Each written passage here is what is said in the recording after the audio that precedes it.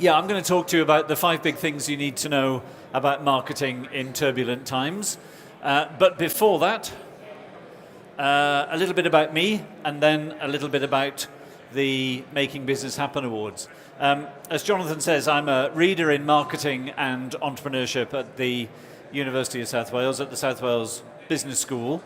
We used to be the University of Wales, Newport and Glamorgan University, for those of you who are not quite sure of this new place. What a reader does, it's the best role in a university because I have all of the freedom that I want and all of the power of a professor. So it's the best role to have. My role within the university is to encourage engagement between the university and the business world. A little bit more about that in a moment. I'm director of Making Business Happen. Making Business Happen is a set of awards for graduate entrepreneurs. We have a number of awards. The ones that might mean something to you is... hello? You got me? Yeah.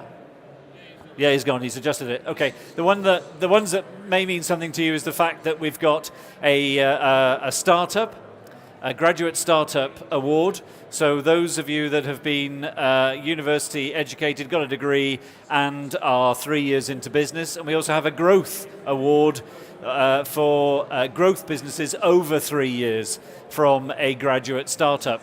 In both categories, I'm giving away. I have a bag of cash to give away as an investment in your business of up to 20 grand. If you want an application form or know more about it, I have some here, but I also have some more details coming up. I'm vice chair of the Chartered Institute of Marketing as well.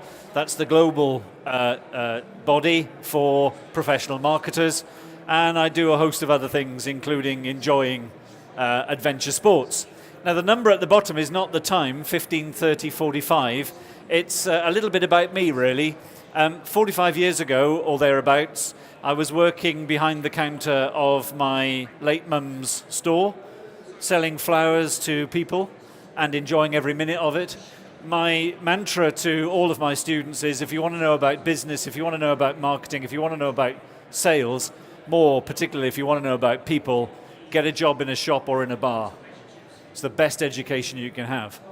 30 years ago, I probably just sold one of my businesses. I had a management buyout and I'd sold my business. We topped out at about £15 million turnover, and I'm proud to say that I have a talent deficit beyond growing a company over 15 million.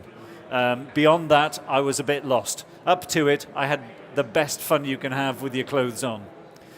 15 years ago, I came into the university world as a mature student.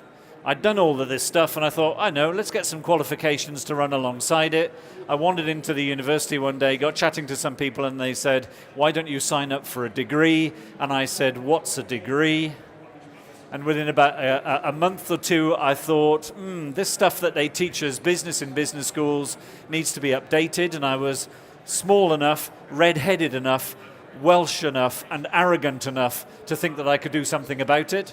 Until somebody said, well, if you want to do that, clever boy, what you need to do is you need to get some other qualifications. So I said, what do I need? And they said, well, you need this, this, this, and this, and this. So I set out and I got 2 master's degrees. Well, I got an undergraduate degree, 2 master's degrees, 2 postgraduate certificates, 2 postgraduate diplomas, a PhD in marketing and entrepreneurship, and a publication list which runs into several hundred now. I think now I know what I'm talking about. Well, you'll be the judge of that, I'm sure.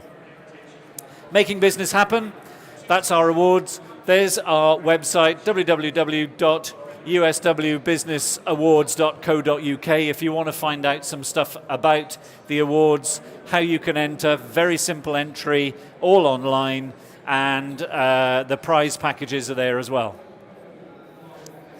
Just take a look at what David Packard said about marketing. Marketing is too important to be left to the marketing department. Marketing is everybody's business, everybody's duty within the organization. So it's great to see you here today and to see loads of other people here today coming to the digital marketing show as well as the Fresh Business Thinking show.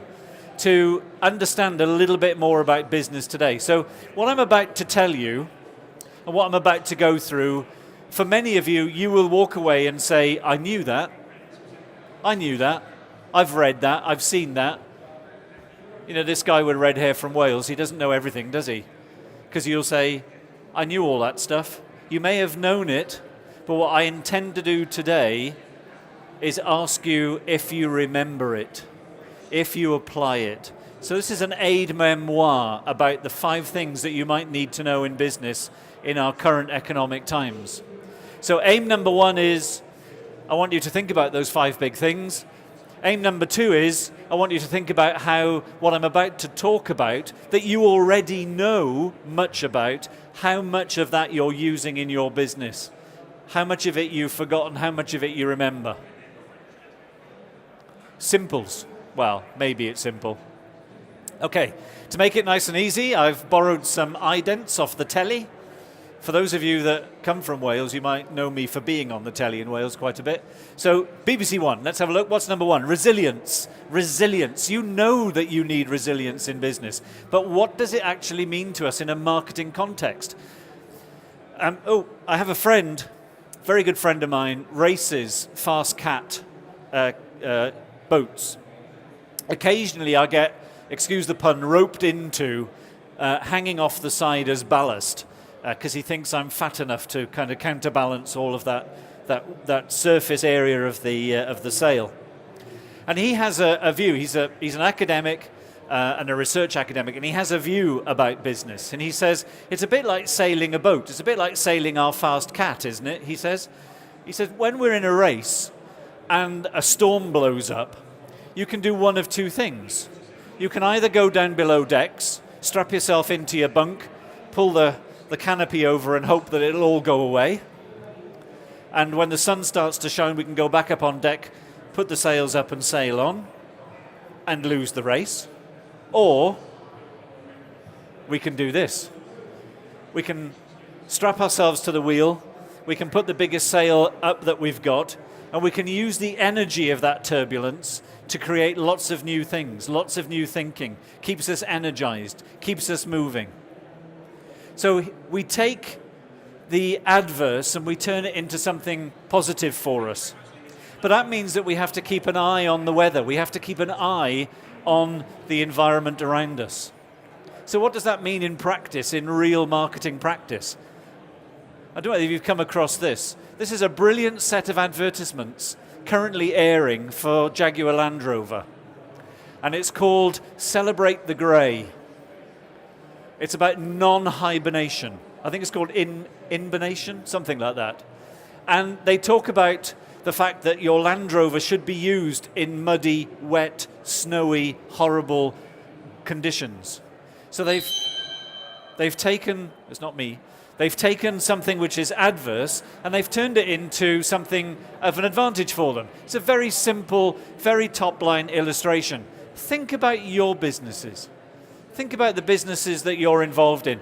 Is there anything that we could take which at the moment appears to be adverse and we can just turn it around, look at it from a slightly different perspective and do something more positive with it? What do we really know about our marketing in adverse times? Have we got something we could use? Big thing number 2, megatrends. Megatrends, just go into Google, slap in megatrends, and you will get a host of data about this. This is not new. You will know much of these and many of these things. This is PriceCoopers, I think, PwC, who produced a whole set of reports on megatrends. These are the huge, big global occurrences that are going to have an effect on every one of us, a bit like Michael was saying, the previous speaker. So we've got accelerating urbanization. The fact in 2050 there will be more of us living in cities than there will be in rural environments. That those mega cities will become absolutely massive. That the USA will have 5 megacities. That Asia will have about 6 megacities. Australia will have 1 megacity. The UK will have 1 megacity. We're already in it. It's called London. Climate change and resources. It's going to change. Water is going to become scarcer. food is going to be more difficult to produce. Land is going to be taken up for other things other than food production. So, here, for instance, we're getting the idea of eating insects. Insects are absolutely fantastic. I've had the fair share of insects in my life. High in protein, low in volume, very good for the human body. Why do we need animals in fields? Demographic shifts. I'll come back to that in a second. Shifts in global economic power. We have seen that already over the last 10, 15, 20 years. The shift from a Western-based economic power to an Eastern-based economic power. Only in the last few weeks we've read that China is now much more economically powerful than the USA, for instance. Technological breakthroughs. Where do you start? Where do you stop? Technological breakthroughs are continuing, developing, evolving as we speak. So much of that you can go take a look at. The one that I want to just point out, because it's of interest to marketers, is demographic shifts. Very difficult to say. So, for example, this is a great report coming out from a company that I have a great deal of admiration for, called trendwatching.com. Many of you will know it. You will say, I know this stuff. Okay, so if you know it, are you applying any of this thinking?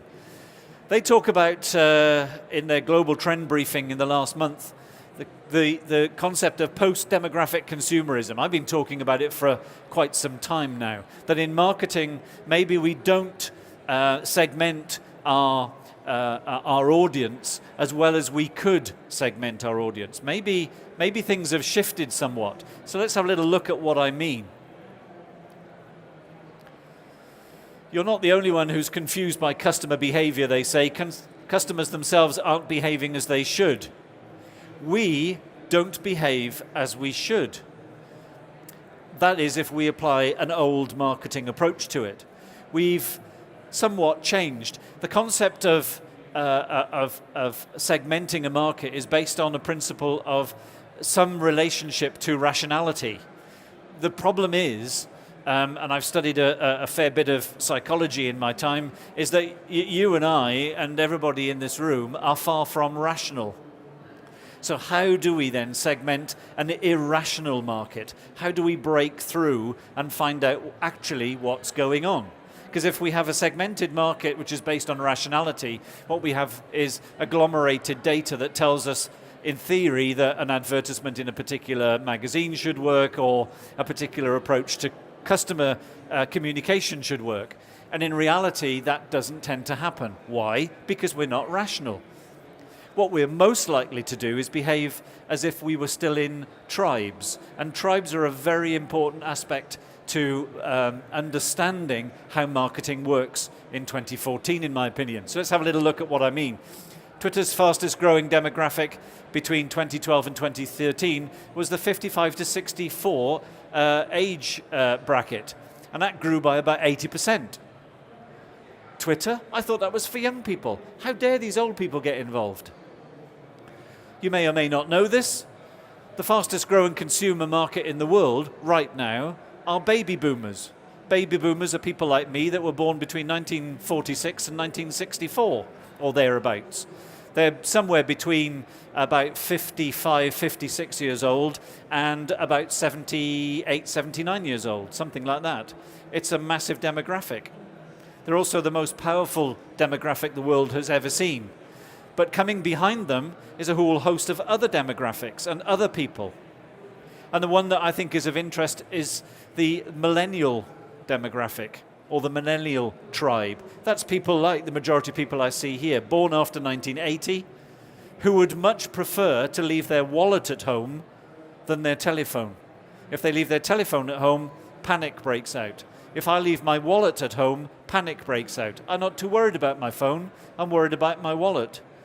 Millennials are the other way around. They worry about their phone, not their wallet. We'll come back to that in a minute.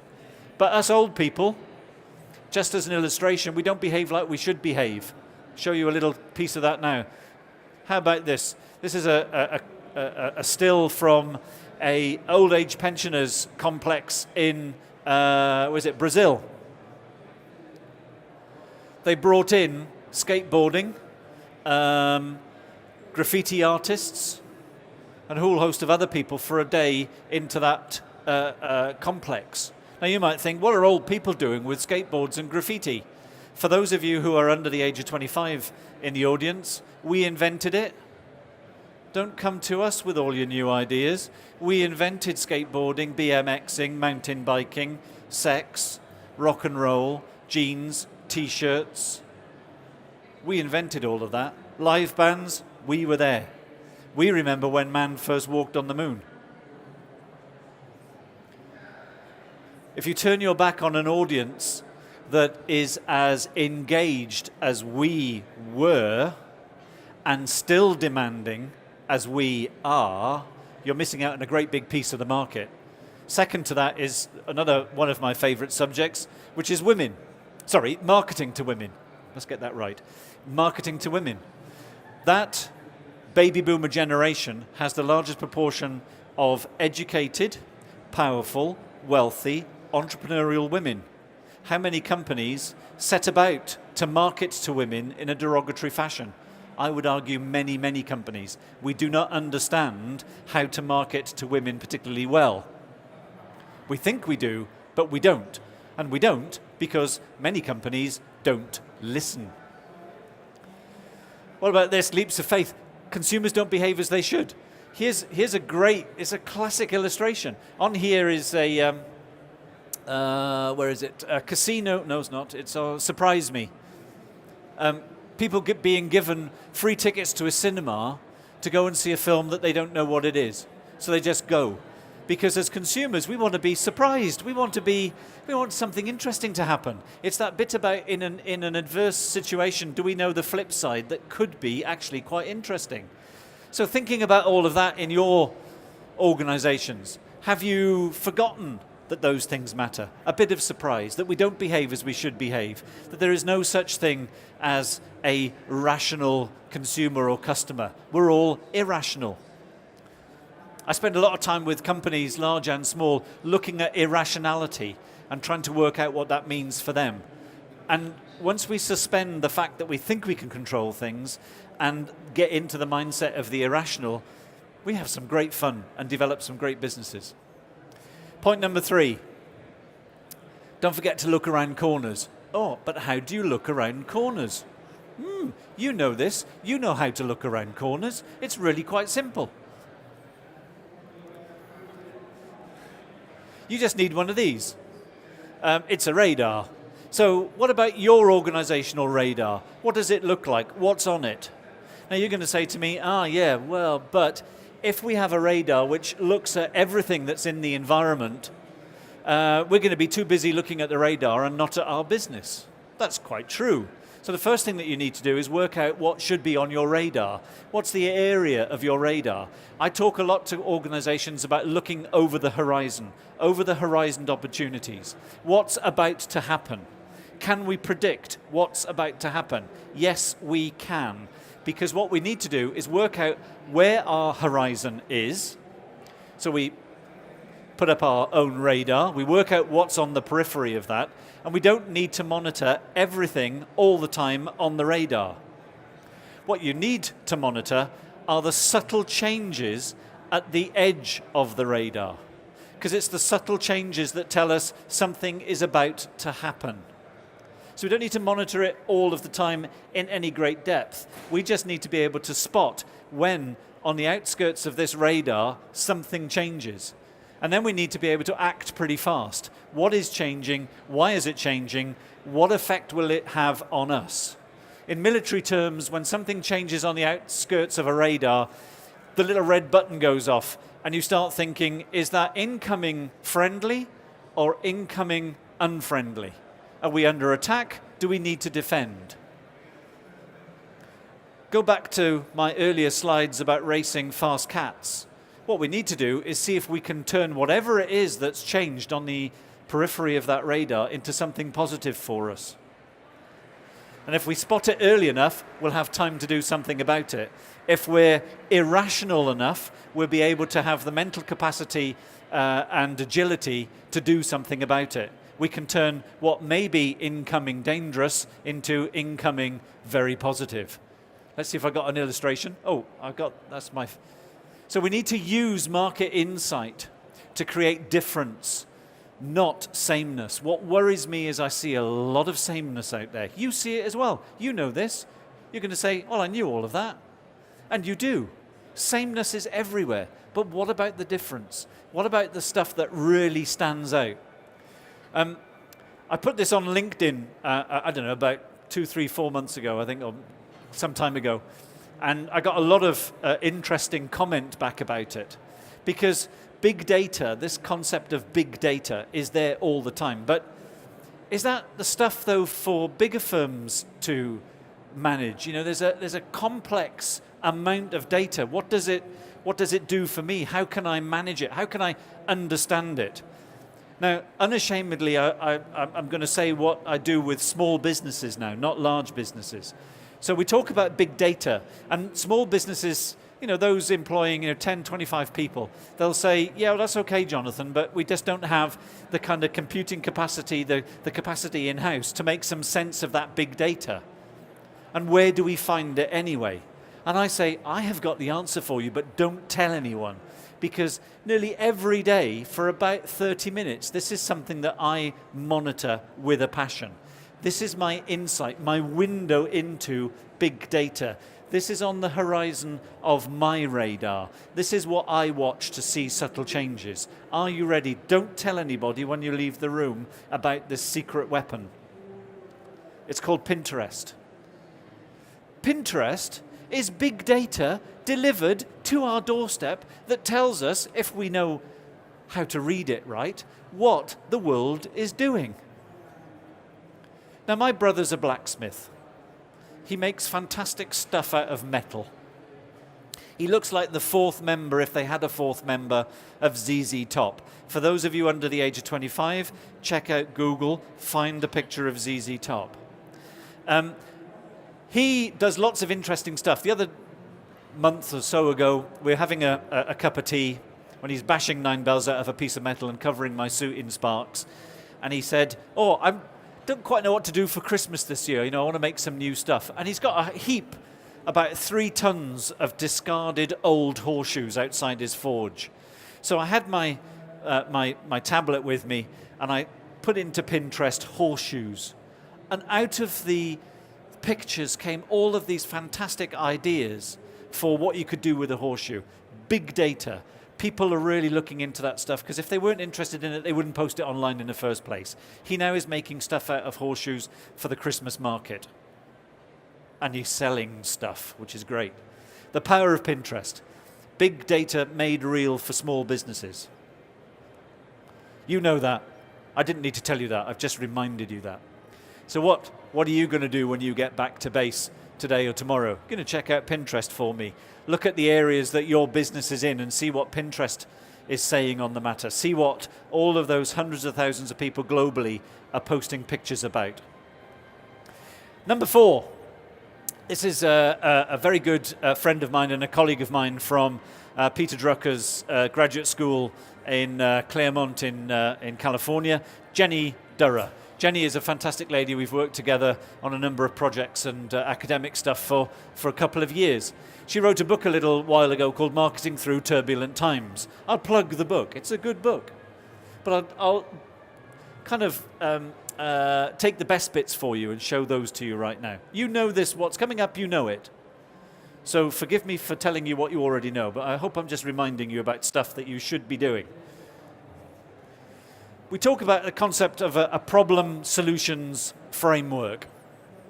What does a problem solutions framework look like? In turbulent times, given all what I've just said to you, this is how it could look. This is a little model for you to play around with in your business. Looks a bit like that.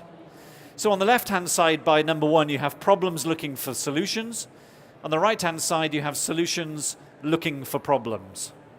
And there's a virtuous circle of 4 distinct points between one and t'other.